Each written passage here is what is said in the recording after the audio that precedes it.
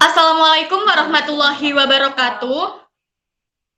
Baiklah teman-teman, kami dari kelompok 4 ingin mempresentasikan tentang pemimpin dan kepemimpinan. Sebelum itu, ada pepatah yang mengatakan tak kenal maka tak sayang. Nah, dari kelompok 4 ini terdiri dari 5 anggota. Yang pertama itu adalah Laila Rahmawardani dengan NIM 180810102046. Dan yang kedua ada saya sendiri, Rensia Yuliati Pratama dengan NIM 180810102054. Dan yang ketiga ada Weni Fitrianingsih dengan NIM 180810102064. Dan yang keempat ada Kalisa Nurfatani Arianti Putri dengan NIM 180810102111. Dan yang terakhir ada Siti Nurholisah dengan NIM 180810102115. Nah, untuk presentasi selanjutnya akan dijelaskan oleh rekan saya. Dipersilahkan. Baik, saya akan menjelaskan tentang pengertian pemimpin. Ada beberapa istilah yang merujuk pada pengertian pemimpin. Pertama, kata umara yang sering disebut dengan ulul amri. Hal itu dikatakan dalam Al-Quran surat An-Nisa ayat 59. Dalam ayat tersebut dikatakan bahwa ulul amri atau pejabat adalah orang yang mendapat amanah untuk mengurus urusan orang lain. Dengan kata lain, pemimpin itu adalah orang yang mendapatkan amanah untuk mengurus urusan rakyat. Jika ada pemimpin yang tidak mengurus kepentingan rakyat, maka ia bukanlah pemimpin. Dalam suatu perusahaan, jika ada direktur yang tidak mengurus kepentingan perusahaannya, maka itu bukan seorang direktur. Kemudian yang kedua, pemimpin sering disebut khadimul ummah atau pelayan umat. Menurut istilah tersebut, seorang pemimpin harus bisa menempatkan diri pada posisi sebagai pelayan masyarakat ataupun pelayan perusahaan. Nah, seorang pemimpin perusahaan harus bisa berpikir bagaimana cara-cara supaya perusahaan tersebut yang dipimpinnya bisa maju, karyawan sejahtera, serta masyarakat atau lingkungannya menikmati kehadiran perusahaan tersebut. Bagi pemimpin yang bersikap melayani, maka kekuasaan yang dipimpinnya bukan sekedar kekuasaan yang bersifat formalistik karena jabatannya, melainkan sebuah kekuasaan yang melahirkan sebuah power atau kekuatan. Next. Dan selanjutnya ada kriteria pemimpin sukses. Ada beberapa kriteria pemimpin yang sukses dalam sebuah organisasi. Pertama, seorang pemimpin dicintai oleh bawahannya. Organisasi yang dipimpinnya akan berjalan dengan baik jika kepemimpinannya dinahkodai oleh pemimpin yang dicintai oleh bawahannya. Hal ini dapat dianalogikan dengan sholat berjamaah ya. Jika seorang imam di suatu tempat atau daerah kita bisa memimpin sholat dengan baik, fasih bacaannya, dan juga dicintai oleh makmumnya. Hal ini menggambarkan dengan jelas bahwa seorang pemimpin di samping harus memiliki kemampuan untuk melakukan tugas-tugas kepemimpinannya, juga harus memiliki kemampuan untuk mengelola hati. Dan selanjutnya, yang kedua adalah pemimpin yang mampu menampung aspirasi bawahannya. Selain dicintai, pemimpin yang baik juga dapat menerima kritik dari bawahannya. Bahkan dalam sebuah hadis dikatakan, jika Allah bermaksud menjadikan seorang pemimpin yang berhasil, maka Allah akan menjadikan para pembantunya itu orang-orang yang baik. Hadis riwayat Nasai. Nah, di sini dalam hadis tersebut yang dimaksud dengan para pembantunya adalah orang-orang yang baik. Jika pemimpin itu melakukan sesuatu yang baik, maka bawahan akan mendukungnya. Namun jika seorang pemimpin melakukan tindakan yang tidak baik, maka bawahan akan mengoreksinya. Dan yang ketiga adalah pemimpin yang selalu bermusyawarah. Seorang pemimpin selain harus siap menerima dan mendapatkan tausiah atau kritikan, Pemimpin yang sukses juga selalu bermusyawarah. Nah, musyawarah dilakukan dengan orang-orang tertentu untuk membahas persoalan-persoalan yang berkaitan dengan kebijakan-kebijakan publik atau yang bersangkutan dengan kepentingan umum dari perusahaan. Musyawarah ini dilakukan untuk saling bertukar pendapat dan pemikiran. Jika musyawarah berjalan dengan baik, maka para karyawan tersebut akan merasa termotivasi karena mereka merasa dilibatkan dalam pengambilan keputusan yang berkaitan dengan perusahaan dan kehidupan mereka. Dan yang selanjutnya, keempat, yaitu pemimpin yang tegas. Tipe pemimpin dalam Islam tidak otoriter, melainkan tegas dan musyawarah, serta dicintai walaupun perusahaan yang dipimpinnya bergerak dalam bidang ekonomi.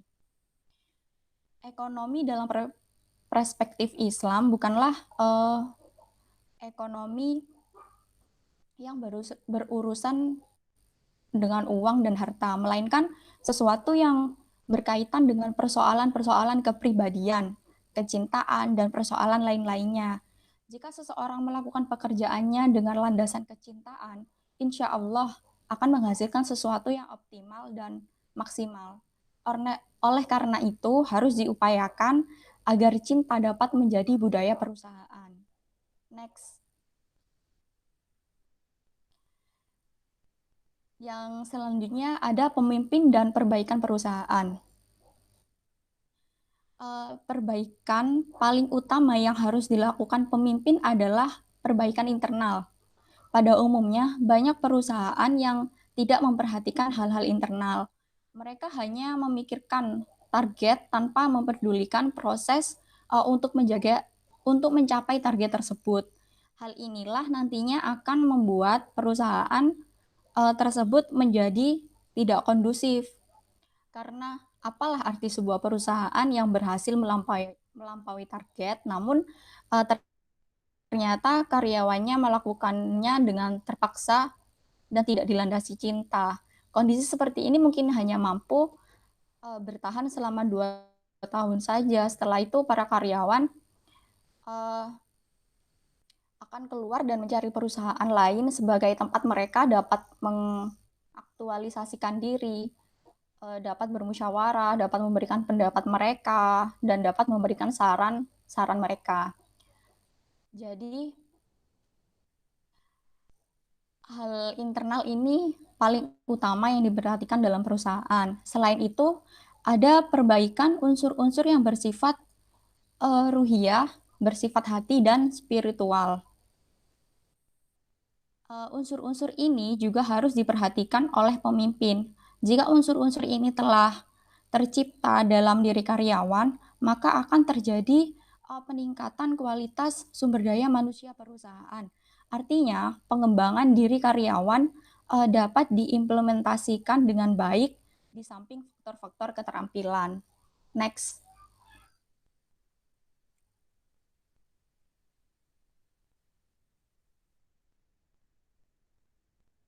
Baik, yang selanjutnya adalah proses dalam pandangan Islam. Nah, di dalam ajaran Islam ini, itu lebih mengutamakan proses, kerja, dan amal, bukan semata-mata untuk hasilnya saja. Nah, di sini, bisa misalkan dalam berbisnis, terkadang orang itu mengacu atau lebih mengutamakan hasilnya daripada bagaimana prosesnya, maksudnya bagaimana usaha mereka. Nah, begitu. Namun, di akhir-akhir, terkadang orang yang memulai berbisnis itu menyadari akan hasilnya, bagaimana apakah proses yang sudah dikerjakan itu sudah baik atau tidak. Jika suatu proses itu sudah dilakukan dengan tidak baik atau tidak sesuai dengan aturan, maka hasil yang diperolehnya pun akan tidak baik pula.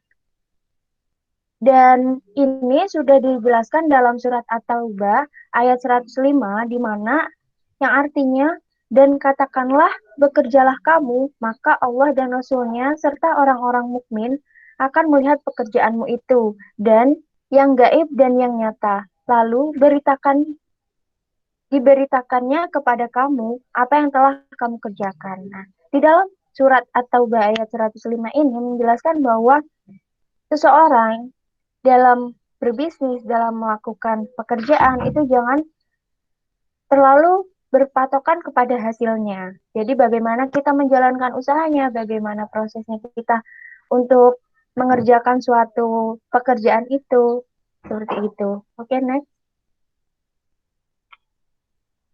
Yang selanjutnya ada syarat kepemimpinan. Nah, di mana menurut Syekh Muhammad Al-Mubarak ini terdapat 4 syarat menjadi seorang pemimpin.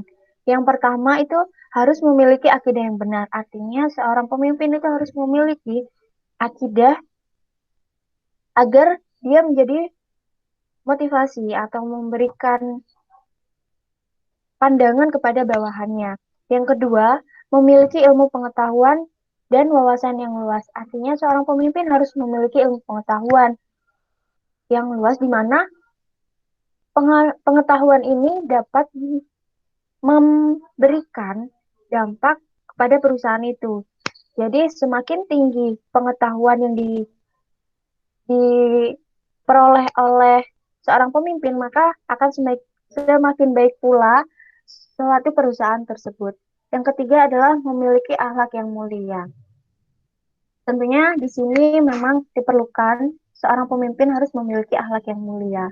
Dan yang keempat adalah memiliki kecakapan manajerial, memahami ilmu-ilmu administrasi dan manajemen dalam mengatur urusan duniawi.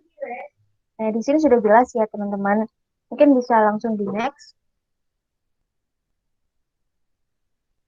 Yang selanjutnya, wanita sebagai pemimpin. Nah, di dalam kehidupan duniawi ini, sering menjadi sebuah pertanyaan, apakah wanita itu boleh menjadi seorang pemimpin? Nah, di dalam hadis riwayat Bukhari ini menyatakan bahwa tidak akan pernah bahagia jika suatu kaum atau bangsa itu menyerahkan urusan mereka kepada wanita. Dan di dalam hadis itu harus perlu kita renungkan. Walaupun di dalam Al-Quran itu tidak ada yang menyatakan bahwa tidak boleh seorang wanita menjadi seorang pemimpin. Akan tetapi, di dalam Al-Quran itu hanya menjelaskan bahwa atau melarang mengangkat pemimpin seseorang yang mereka itu tidak jelas agamanya, tidak jelas akidahnya, dan tidak jelas identitas keyakinannya. Jadi di dalam Al-Quran itu masih belum ada, teman-teman, bahwa yang menyatakan bahwa pemimpin itu tidak boleh seorang wanita.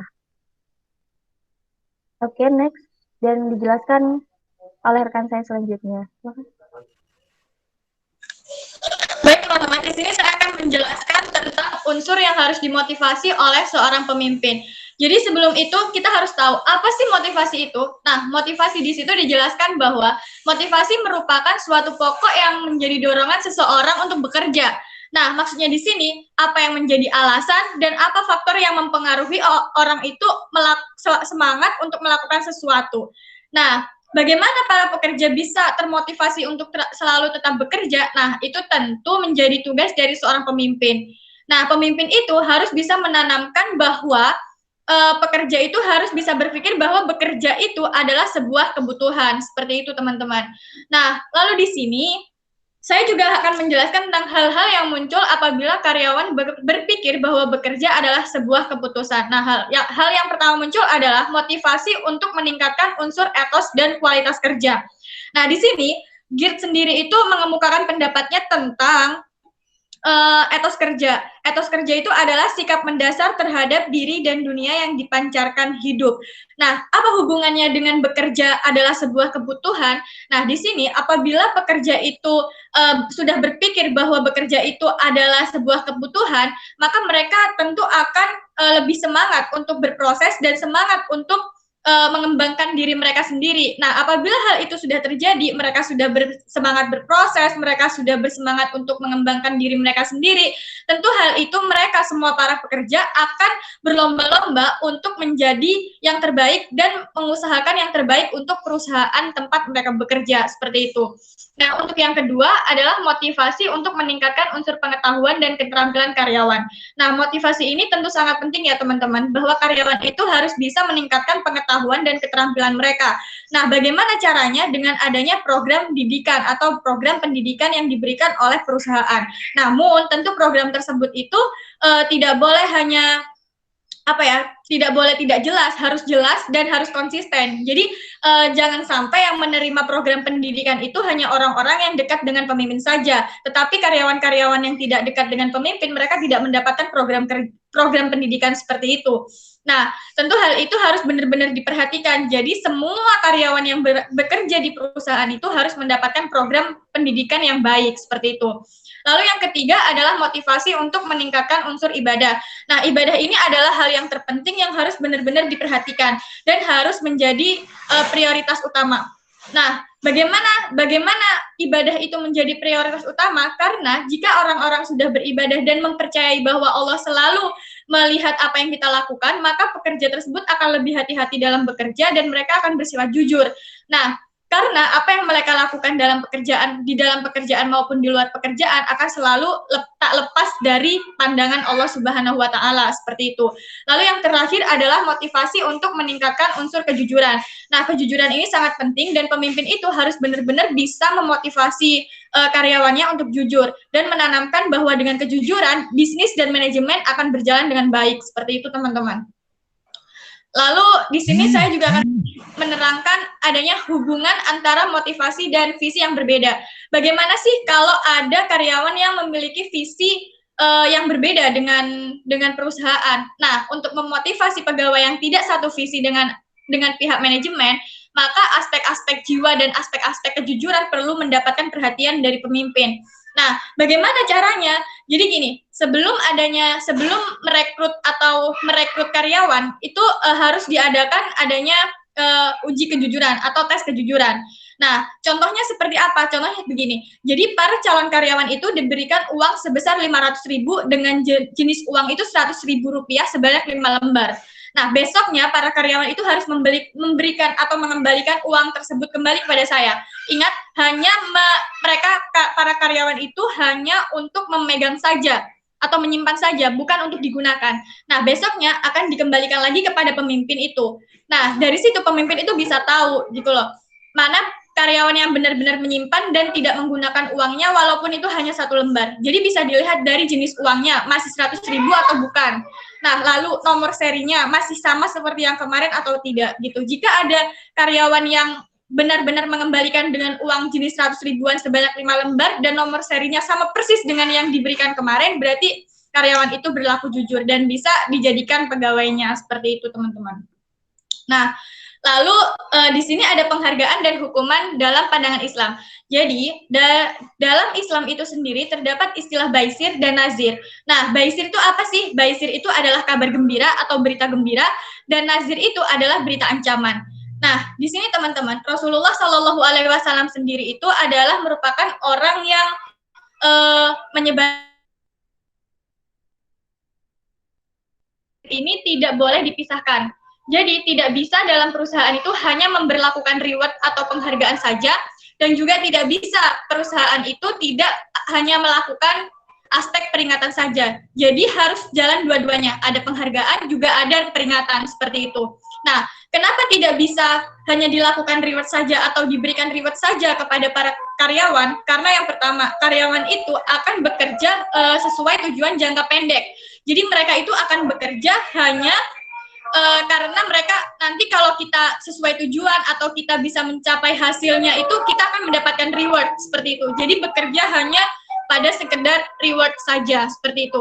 Lalu kenapa tidak bisa dilakukan aspek peringatan? Nah, karena kalau kita hanya memberikan peringatan saja atau kita memberlakukan sistem sanksi atau punishment saja, maka karyawan itu akan takut untuk melakukan segala sesuatu. Mau melakukan ini takut salah, takut diberi peringatan atau takut diberi punishment dan lain-lain sebagainya. Nah, oleh karena itu dua-duanya harus jalan secara beriringan. Nah, di sini peringatan dan sanksi harus ditegakkan, teman-teman. Kenapa harus ditegakkan dan bagaimana sanksi itu dikatakan sanksi yang bagus? Nah, sanksi itu harus ditegakkan karena biar mencapai adanya kedisiplinan dalam bekerja seperti itu. Lalu sanksinya yang sesuai dengan ini tuh bagaimana? Sesuai sanksi yang baik itu bagaimana? Jadi sanksi itu adalah sanksi yang sudah disepakati antara pemimpin dan calon karyawan pada saat kontrak kerja. Contohnya seperti ini, apabila saya melamar bekerja di suatu perusahaan, maka di dalam kontrak itu pasti ada tulisan, bagi pegawai yang tidak masuk 3 hari berturut-turut, maka akan diberikan surat panggilan seperti itu. Jadi benar-benar sudah disepakati di awal antara calon pegawai dan pemimpinnya. Seperti itu, teman-teman.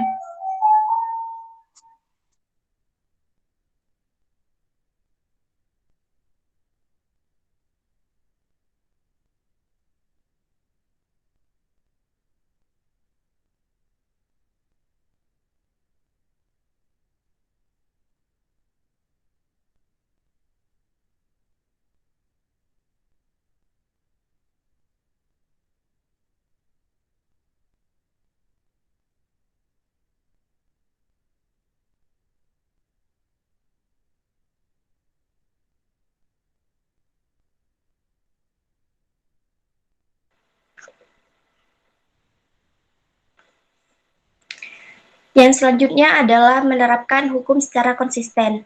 Nah, di sini ya, seperti yang kita ketahui pada praktiknya itu kadang seorang pemimpin jarang melakukan sanksi dan hukuman dengan alasan tidak tega. Nah, terdapat pertanyaan, bagaimana menyiasati agar hukuman itu tetap berlaku? Nah, di sini bagi pemimpin yang baik adalah pemimpin yang bekerja dengan tim. Nah, teamwork ini perlu ditumbuhkan dalam sebuah organisasi. Jadi, jika pemimpin tidak tega memutuskan sanksi apa yang akan dilakukan kepada karyawannya, maka dapat menyiasatinya dengan keputusan bersama. Jadi, melalui musyawarah. Next.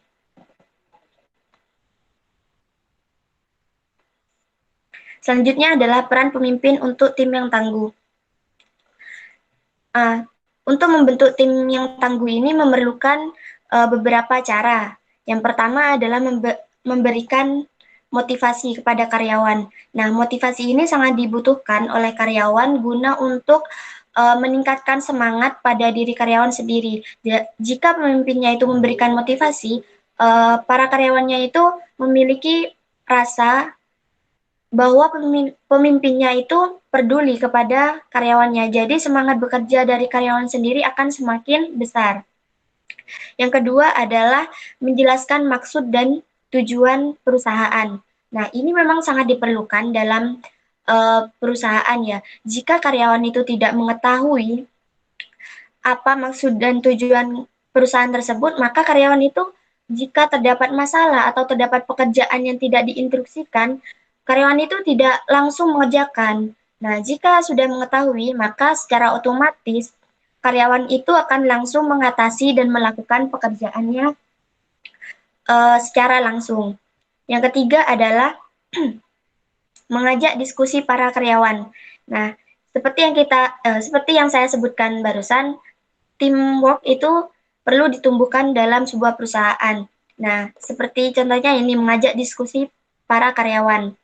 Nah, diskusi ini perlu bagi sebuah organisasi agar di dalamnya itu untuk menyelesaikan masalah dapat lebih mudah. Yang keempat adalah memberikan kesempatan untuk melakukan tindakan koreksi. Nah, tindakan koreksi ini biasanya kan dilakukan oleh pemimpin. Nah, dalam sebuah perusahaan itu juga dibutuhkan para karyawan atau semua tim yang ada dalam perusahaan tersebut itu diberikan kesempatan untuk melakukan tindakan koreksi. Nah, ini ditujukan guna untuk jika karyawan satu melakukan sedikit kesalahan, nah karyawan yang lain itu boleh mengoreksinya, tidak harus langsung dari pemimpinnya. Jadi boleh langsung memberikan koreksi bahwa tindakan yang dilakukan itu kurang benar. Itu boleh karena sangat membantu memperlancar pekerjaannya. Nah, jika keempat hal itu dilakukan, nah insya Allah akan terbentuk tim yang tangguh dan kuat. Nah, selain itu juga akan tumbuh rasa memiliki dalam tim tersebut dan juga ada sense of belonging pada diri karyawan masing-masing. Next. Selanjutnya adalah karakteristik tim yang solid. Nah, tim yang solid ini memiliki beberapa ciri-ciri. Yang pertama adalah tim yang merasa memiliki pemimpin, mengayomi dan mencintai. Nah, seperti yang saya jelaskan, pemimpin yang baik itu adalah pemimpin yang dapat mengayomi dan mencintai karyawannya. Kenapa hal ini dibutuhkan? Karena jika para karyawan itu merasa bahwa pemimpinnya itu peduli, yaitu dengan mengayomi dan mencintai setiap karyawannya, maka karyawan sendiri akan merasa bahwa dirinya itu diperhatikan oleh pemimpinnya. Jadi ingin melakukan apapun itu harus dipikirkan dengan baik-baik, dan juga jika diperdulikan oleh pemimpinnya, maka pekerjaan yang dilakukan oleh karyawan sendiri akan lebih maksimal. Karena merasa pekerjaannya itu nyaman gitu dari segi pemimpinnya dan juga dari segi yang lain. Yang kedua adalah tim yang bekerja dan pekerjaannya bermanfaat. Nah, hal ini itu sangat penting. Yang penting itu adalah apapun pekerjaan yang dilakukannya itu karyawan merasa bahwa mereka mendapat tempat yang terhormat. Nah, contohnya seperti ini.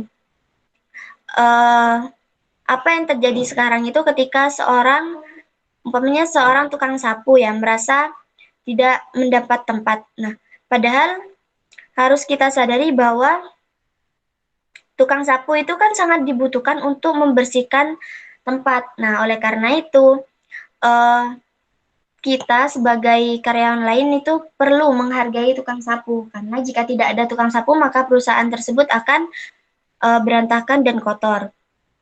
Yang ketiga adalah tim yang solid adalah tim yang menganggap anggota-anggotanya sebagai keluarga. Nah, ini yang paling penting ya dalam suatu perusahaan. Karena jika seorang pemimpin itu takut kehilangan wibawanya karena menegur umpamanya tukang sapu tadi. Nah, itu maka ia tidak pantas untuk menjadi seorang pemimpin. Maksudnya di sini pemimpin itu tidak harus takut kehilangan wibawanya gitu. Tidak harus takut kehilangan wibawanya untuk menegur tukang sapu. Karena seperti yang kita ketahui, tukang sapu tersebut itu juga karyawan dalam perusahaan itu. Nah, justru untuk menegur tukang sapu itulah akan melahirkan sebuah kekuatan. Nah, kekuatan di sini yaitu pemimpin yang baik adalah pemimpin yang datang kepada pegawainya untuk menanyakan bagaimana hal yang berkaitan dengan tugas dan tanggung jawabnya. Jadi, untuk menegur tukang sapunya, seorang pemimpin yang baik itu dapat menegur dan menanyakan bagaimana pekerjaannya, seperti itu. Atau ada tempat yang kurang bersih, mohon maaf ini tempatnya kurang bersih gitu, mohon dibersihkan kembali. Nah, pemimpin yang baik itu harus seperti itu. Next. Nah, selanjutnya adalah meminimalisir kecurigaan. Nah, dalam hal praktik manajemen ini kecurigaan itu sangat merupakan hal tersulit. Nah, bagaimana kiat seorang pemimpin agar hal tersebut dapat diminimalisirkan.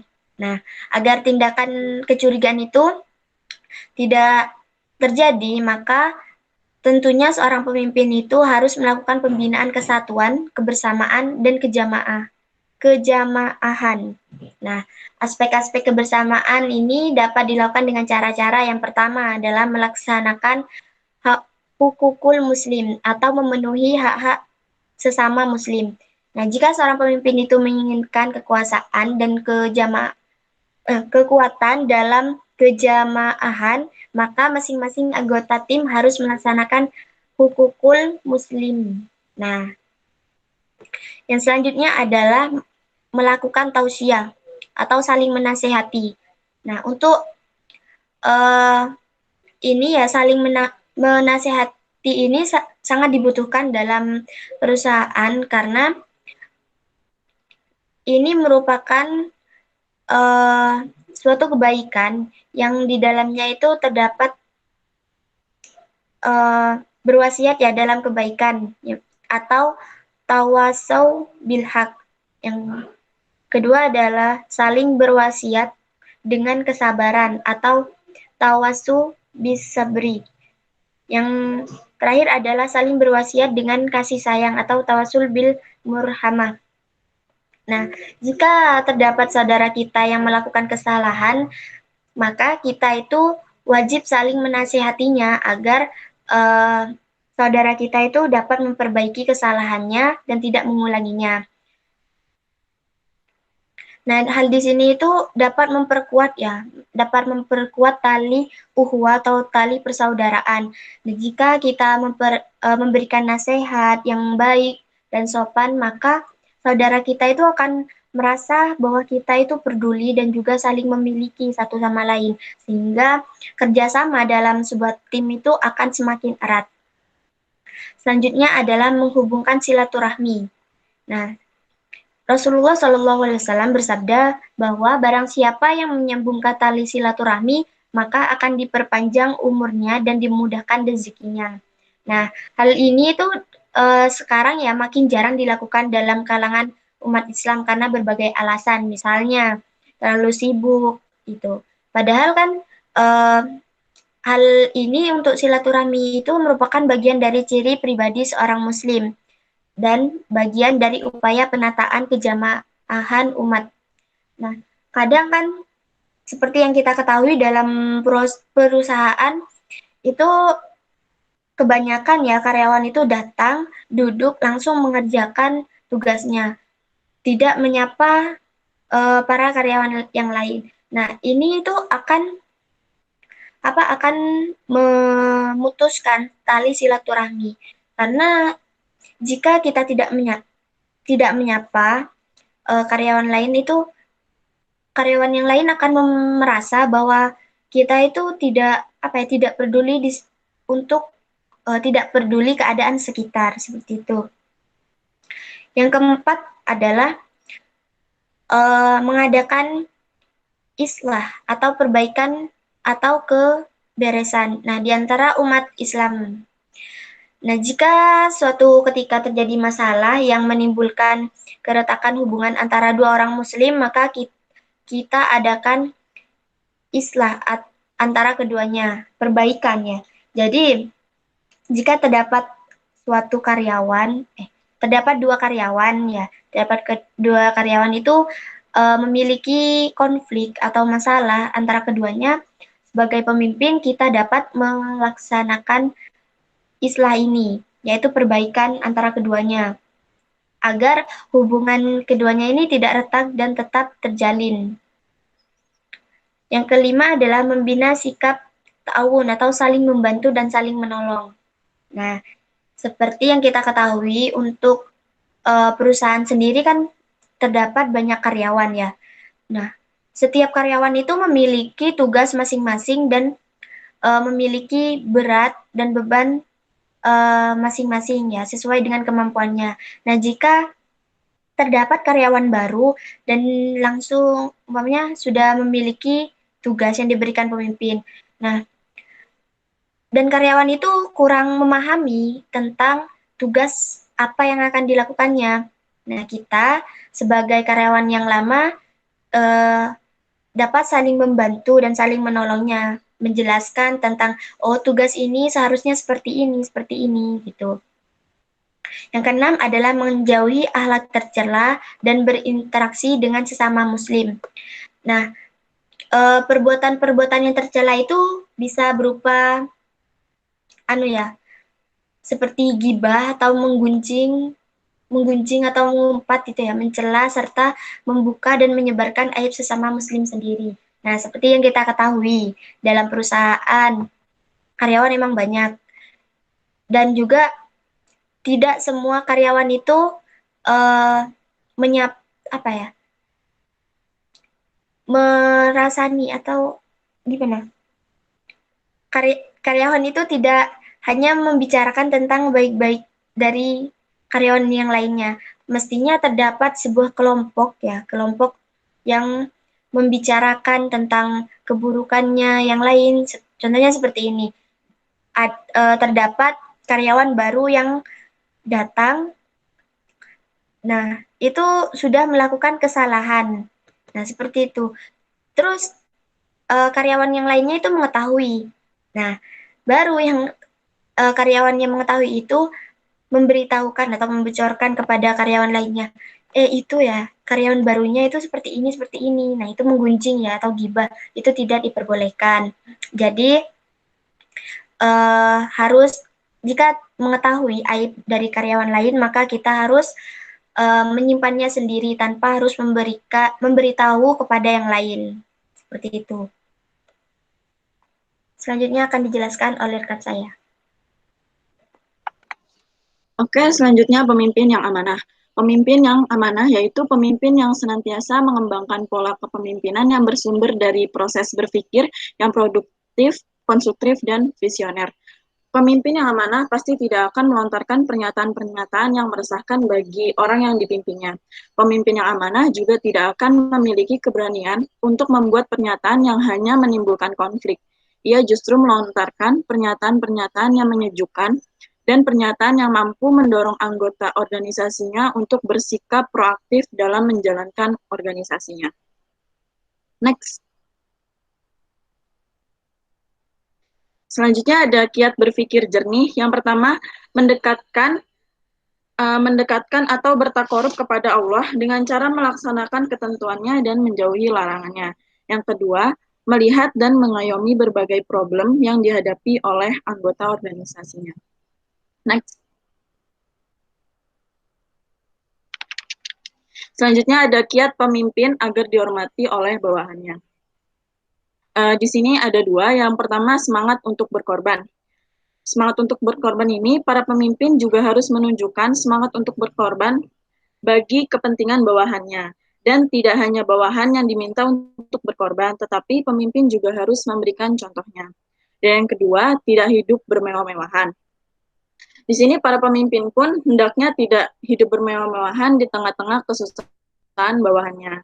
Mereka harus dapat lebih berempati terhadap kondisi kehidupan bawahannya. Next, Ren. Selanjutnya, pemimpin yang sombong. Jika seseorang merasa bahwa kekuasaannya atau jabatannya adalah hasil rekayasa sendiri dan bukan merupakan amanah dari Allah, maka ialah yang disebut pemimpin yang sombong. Dan jika seseorang memiliki keyakinan bahwa kekuasaan atau jabatan yang dipegang adalah amanah Allah, maka ia akan tunduk pada aturan Allah dan kebijakan yang dibuatnya, peraturan yang dikeluarkan akan selalu didasarkan pada aturan Allah Subhanahu wa Ta'ala.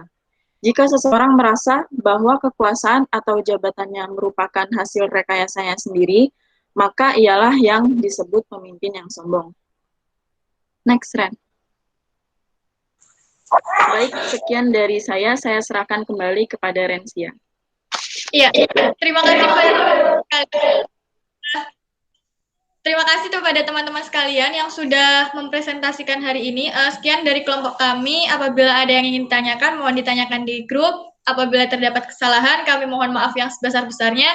Wabillahi taufiq wal hidayah. Wassalamualaikum warahmatullahi wabarakatuh.